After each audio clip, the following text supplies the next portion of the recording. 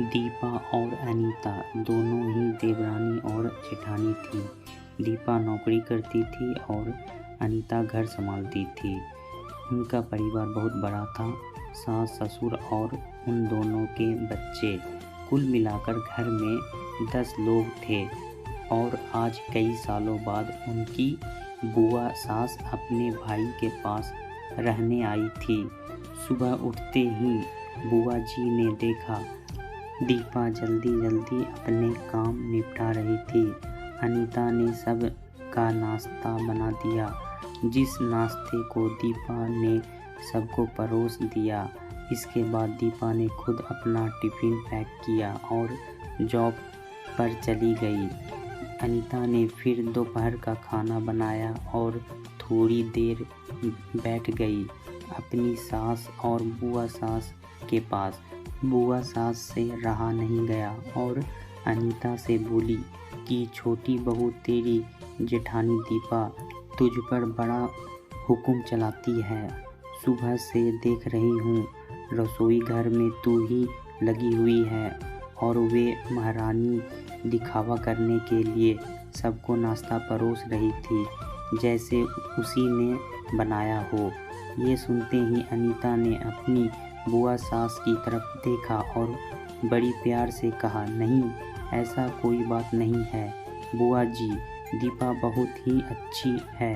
बुआ बोली, तू बहुत भोली है अनीता, पर मैं सब समझती हूँ, इतनी बूढ़ी मैं ऐसे नहीं हुई। अनीता से अब रहा नहीं गया और वो बोली कि बुआ जी, आपको दीपा दीदी का बाकी सबको नाश्ता परोसना दिखा, मगर आपको ये नहीं पता कि उन्होंने मुझे डांट कर सबसे पहले नाश्ता करवाया, फिर चाय पिलाई और वे रोज़ ही मुझे सबसे पहले ही नाश्ता करवा देती है, वरना सबका नाश्ता बनाते तो मैं नाश्ता ही ना कर पाऊँ।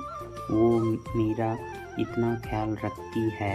दीदी सुबह जल्दी उठकर मंदिर की सफाई करके फूल सजा कर रखती है और वो मुझे खुद से 1 घंटा लेट उठने को कहती है, क्योंकि मुझे उठते ही नहाकर सीधा रसोई में ही जाना पड़ता है। शाम को ऑफिस से आते वक्त दीदी बाज़ार से सब्जियां भी लेकर आती है, क्योंकि हमारे हस्बैंड रात को लेट हो जाते हैं और दीपा दीदी ने सासू माँ को बाज़ार जाने के लिए मना किया है, क्योंकि माँ जी अब 60 साल के ऊपर की हो चुकी है। कहीं बाज़ार जाते समय उन्हें तकलीफ़ ना हो जाए। वैसे भी उन्हें घुटनों की परेशानी है और जब माँ जी को घूमने का मन होता है तो दीपा दीदी छुट्टी करके खुद उनको घुमाने लेकर जाती है। और हाँ बुआ जी, दीपा दीदी रोज़ शाम को आकर खाना बनाने में मेरी खूब मदद करती है, चाहे वो कितनी भी थकी हुई हो। वो मेरी जेठानी ज़रूर है, मगर वो मुझे अपनी छोटी बहन ही मानती है और मैं उन्हें बड़ी बहन मानती हूँ।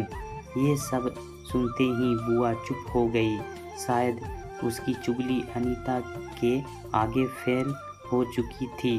शाम को दीपा सब्जी की थैली अनीता को पकड़ाते हुए बोली कि अनीता, सब्जियों के साथ वाले थैले में तुम्हारी फेवरेट लेखक की किताब भी लाई हूँ। ये सुनकर अनीता खुश हो गई और बोली, थैंक्स दीदी।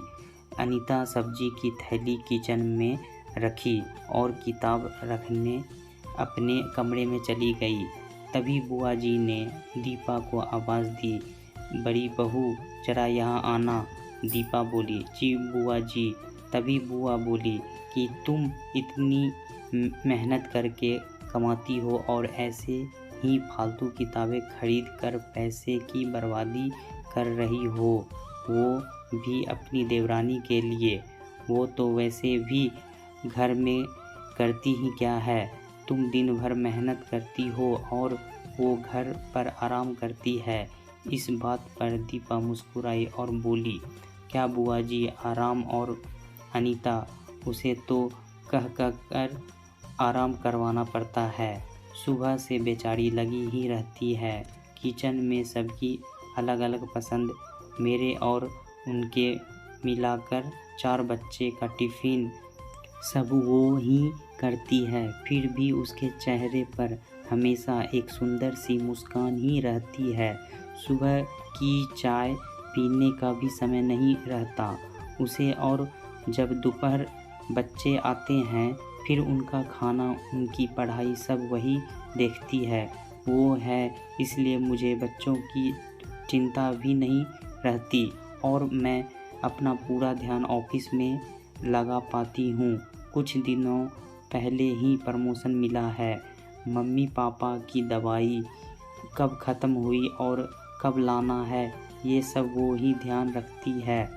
घर पर भी कभी कौन सा रिश्तेदार आता है, उनकी सेवा भी वही करती है। और बुआ जी, घर पर रहकर घर और बच्चे संभालना कोई छोटी बात नहीं।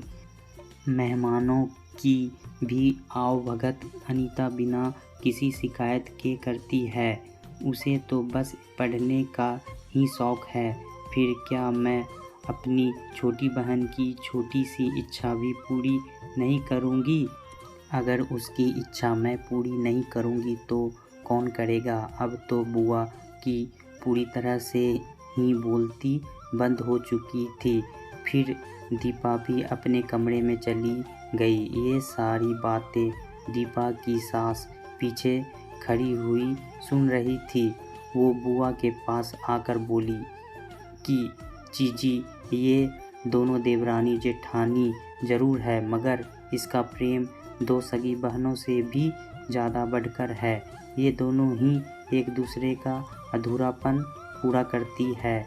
मेरे घर की मजबूत नींव है ये दोनों 2 बहुएं। और चालाक बुआ सास, पहले मैं भी एक बुरी सास थी और हमेशा ही मैं इनको लड़ाने की ही सोचती थी, लेकिन इनके प्रेम के आगे मैं भी पिघल गई।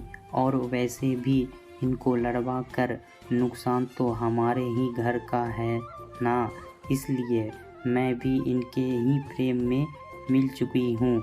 लेकिन ये बातें दीपा और अनीता की बुआ सास को समझ नहीं आई और वो मुंह घुमाकर अपने कमरे में चली गई, क्योंकि वो तो इनको लड़वाने ही आई थी। लेकिन दीपा और अनीता जैसी बहुओं के बीच दरार पैदा करना बिल्कुल नामुमकिन था। और दोस्तों, अगर दीपा अनीता जैसी बहू बेटी घर में हो तो इनके प्यारे घर को बड़ी से बड़ी ताकत भी नर्क नहीं बना सकती। वाकई में ऐसी बहुएं हर घर में हो तो हर एक घर स्वर्ग बन सकता है। आप इस कहानी के बारे में क्या कहेंगे दोस्तों? कमेंट करके ज़रूर बताएं। अगर चैनल पे नए आए हैं तो सब्सक्राइब ज़रूर करें और वीडियो अच्छा लगे तो लाइक करना ना भूलें। धन्यवाद।